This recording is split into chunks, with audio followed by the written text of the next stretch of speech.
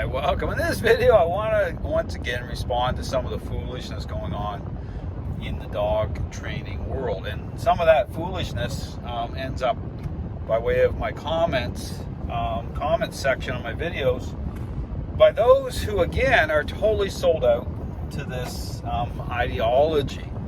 And one of the comments I received here recently from Top Canine, I guess they're called, going on about some sort of Jedi challenge, a recall with a dog from quarter mile, only person to do this with a certain type of dog that weighs a certain amount, and on it goes.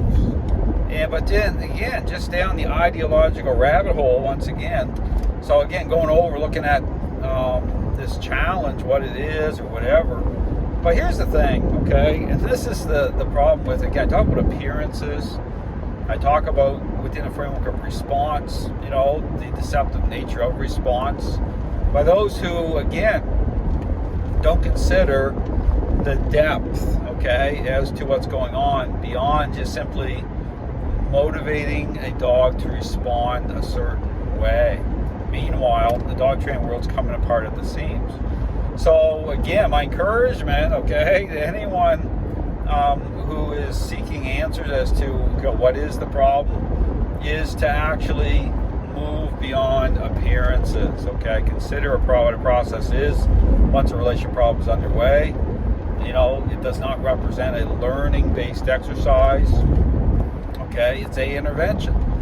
And I encourage you to watch the recent board and train process I'm putting out. I'm talking through, I'm spending a lot of time talking through everything I'm doing, which is helpful, okay? Because I tell people that it makes no sense to do something unless you know why you're doing it. And just think about that. I mean, dogs are moving around, doing a sit, doing a come, doing a stay right from the very beginning using treats. The question you'd be asking is, well, what is that? Is that a standard? Can you trust responses that way? What is the real role of the owner? Is training just about going through the motions that way? I show absolutely not. Okay, that's the deceptive nature of what's going on. Meanwhile, you get your certificate, you feel really good about the process because you get to pet all over your dog, get to use treats. Dogs are responding within the training environment, and only to discover I'm still dealing with a relationship issue. I'm still dealing with behavioral issues that have not resolved. And then meanwhile, how this packages up with these trainers is their default setting is to, shift the blame on to there's something wrong with the dog. And when you consider that both these groups are, in fact, advocating this very problematic idea, balanced and force-free, well, it seems normal to do that. And it's not normal, okay?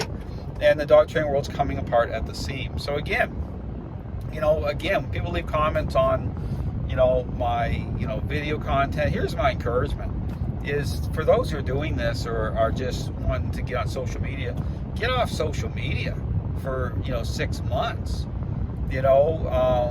Spend some time to consider what's happening, ask the questions that need to be asked as to what's going on here. I mean, the default setting, really think about this. And this is the thing that really is incredible to me. You look at all the stuff that's happening right now in the dog training world. Look at it. Just look at it. It's incredible. And you got these balanced dog trainers who are continue to argue about the role of remote collars on social media, even while they're being banned. Talk about loss of perspective. And then the dog training world, look at the state that it's in. And look at all these situations I profiled on my Flipping the Script series. That should be your default setting. I mean, before leaving a single comment on one of my videos, you should be looking around saying, why are all these things happening? That's why I did the series.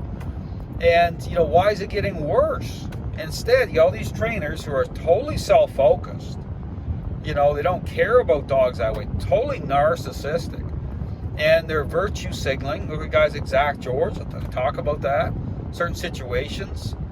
Exploiting, just continue to exploit. But exploiting from the beginning. This is nothing. This has nothing to do with dogs for the majority of these trainers from the beginning. If it did, everything should have stopped right there to say, okay, what's going on here? Not even one dog should be taking the hit because of something we're doing wrong as a human. That never happened with these trainers. And so this totally is just exploiting. I mean, dogs are just pawns in this dysfunctional game. So my encouragement to anyone looking on what's going on in the dog training world is pay attention. It's a joke. It's a sad joke, because so many dog owners need help. They're struggling. They're looking for answers. They're not getting them through balanced training. They're not getting them through force-free training because these groups, these trainers, are promoting the very idea that's putting dog owners in a really bad position, where they end up giving up on their dogs, euthanizing their dogs. Terrible. So again, all I'll say is, before you do anything, as a trainer, as a dog owner, you should be looking around the dog training world and ask the question, why are things so bad? Like, what is going on? Okay, but watch my series, Flipping the Script series. I go through all of that. It's a real eye opener, but it's just common sense. You know, it's amazing how people are just turned over to this stuff. Their identities are all twisted up in it, and they can't even, step back from it to look around. Incredible. Thanks for watching.